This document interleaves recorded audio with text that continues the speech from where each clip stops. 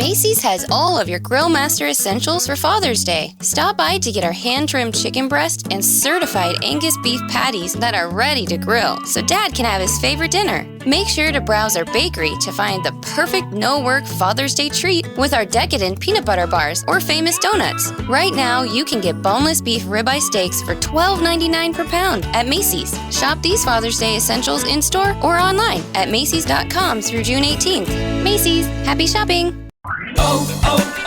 O'Reilly! Need a little help? O'Reilly Auto Parts can help. Need advice? We've got advice. No matter what you need, we have thousands of professional parts people doing their part to make sure you have it. Exceptional customer service. Just one part that makes O'Reilly stand apart. The professional parts people.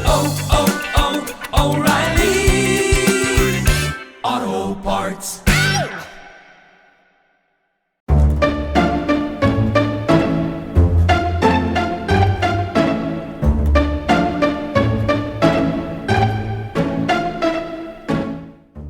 Welcome to a special series of the 5-Minute Biographies podcast while we wait for Season 18 of the regular show to commence.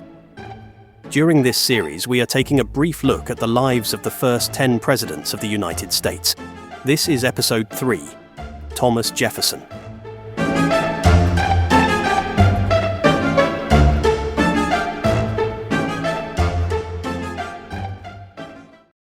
Thomas Jefferson, the third President of the United States and one of the most influential figures in the country's founding, was born on the 13th of April 1743 at Shadwell, a plantation in the Virginia colony.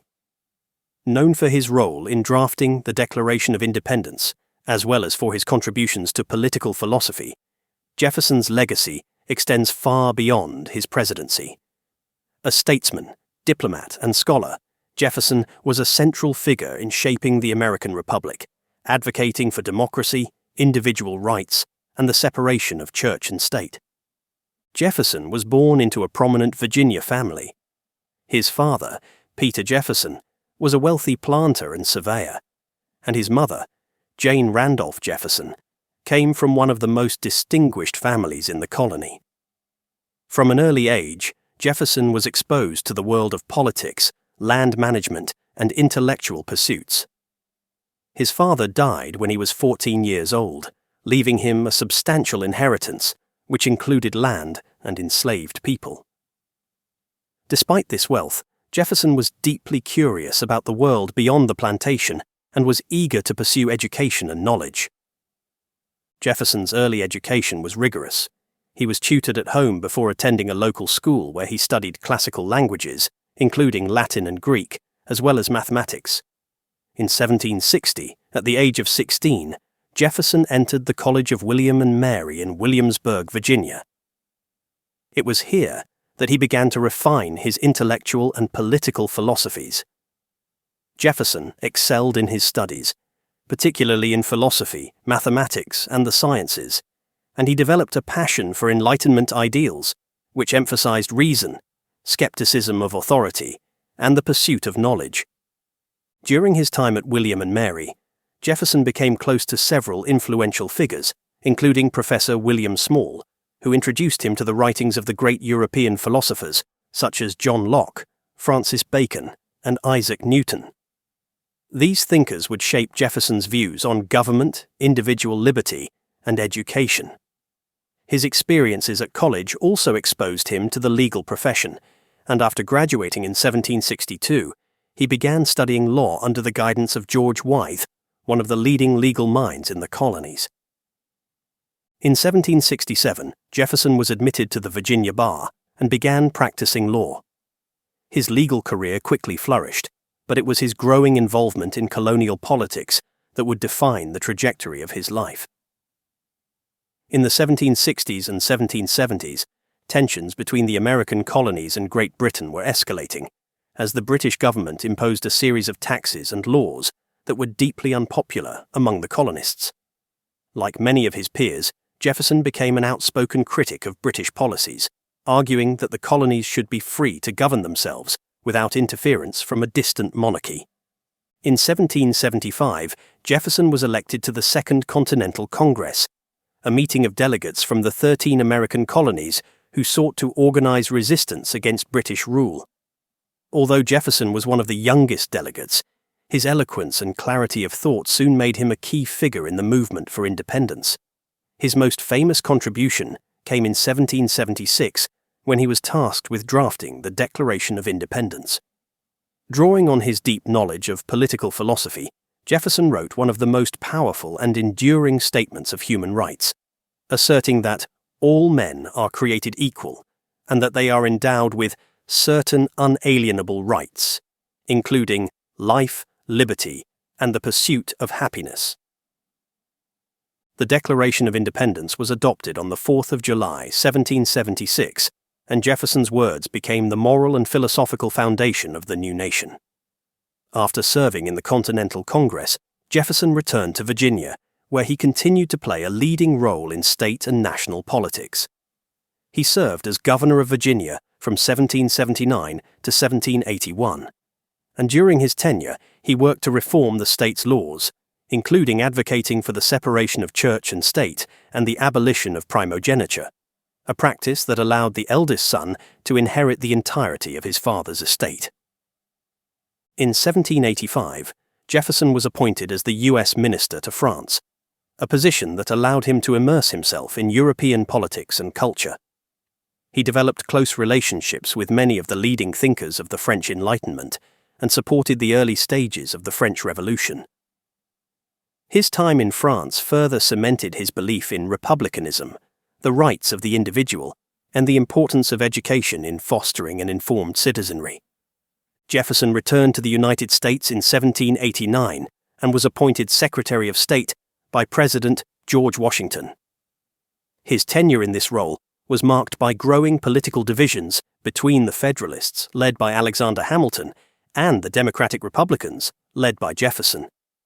Jefferson opposed many of Hamilton's policies, particularly his vision of a strong central government and a national bank. Instead, Jefferson advocated for a more agrarian society, where individual states held more power and the federal government played a limited role. These ideological differences would define much of American politics in the years to come. In 1796, Jefferson was elected vice president under John Adams, but the political rift between the two men grew as the Federalist and Democratic Republican parties became increasingly antagonistic. In 1800, Jefferson ran for president and, after a contentious election, was elected as the third president of the United States. Jefferson's presidency, which lasted from 1801 to 1809, was marked by several significant accomplishments. He pursued a policy of limited government, reduced the national debt, and repealed many of the taxes implemented by the Federalists. One of his most notable achievements was the Louisiana Purchase in 1803, which doubled the size of the United States and secured control of the Mississippi River, a critical trade route. Jefferson also authorized the Lewis and Clark expedition, which expanded the nation's knowledge of its western territories. Despite these successes, Jefferson's presidency was not without challenges. His foreign policy was tested by ongoing conflicts between Britain and France, which disrupted American trade. In response, Jefferson imposed the Embargo Act of 1807, which sought to avoid war by halting all American exports. The policy proved deeply unpopular and economically damaging, tarnishing Jefferson's final years in office.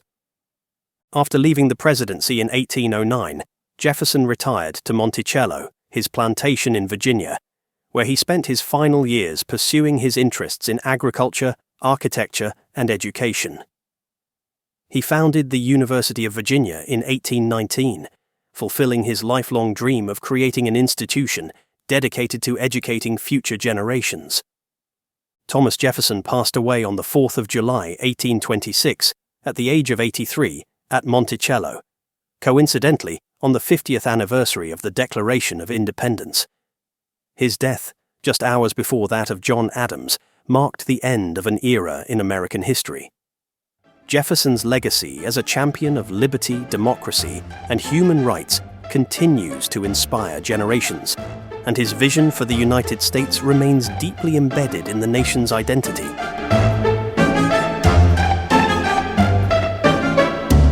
I hope you enjoyed that special episode of 5-Minute Biographies. If you did, why not subscribe or leave a review wherever you get your podcasts? Also, why not check out our other 5-Minute podcasts at 5minuteproductions.com. Thanks for listening, and I'll see you next time.